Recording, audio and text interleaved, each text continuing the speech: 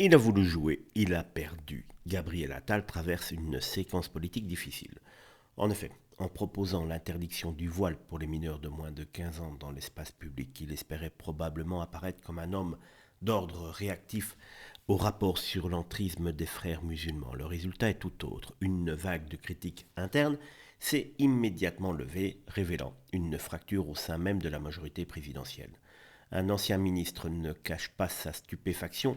C'est affligeant. Ils disent qu'ils n'ont pas regardé si c'était constitutionnel. Ça tombe bien, cela ne l'est pas. Une autre source poursuit. Rien ne va. Ce n'est pas travaillé. Le président dira quelque chose à un moment donné. L'ironie est mordante chez certains cadres qui évoquent une copie de Retailleau mal le maîtriser, tandis qu'un conseiller raille. Je ne sais pas bien si ça règle le sujet de l'entrisme. Un cadre de la Macronie résume. Attal essaye de se placer à droite, mais il ne sera jamais plus crédible que Retailleau en Philippe. Un député du bloc central lui enfonce le clou. On ne l'attend pas sur le sujet du voile. Quant à la comparaison avec l'Italie, elle est particulièrement cruelle. Même Mélanie ne fait pas ça.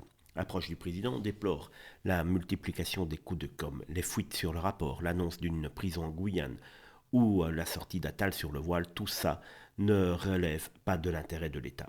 L'entourage de Gabriel Attal lui tente de défendre la mesure. La voie constitutionnelle, c'est la protection de l'enfance.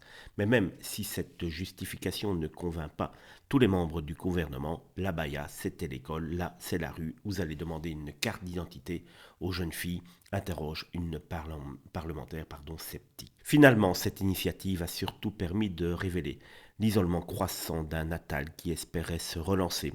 En tentant un virage plus qu'à droite, il s'expose à une double critique, celle de ses adversaires et désormais celle de ses propres alliés.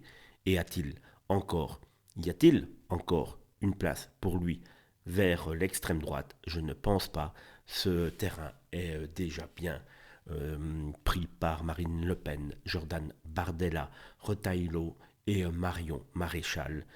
Gabriel Attal n'a sans doute pas bien compris, mais désormais, l'enjeu de la politique et l'avenir de la France va sans doute se faire sans lui.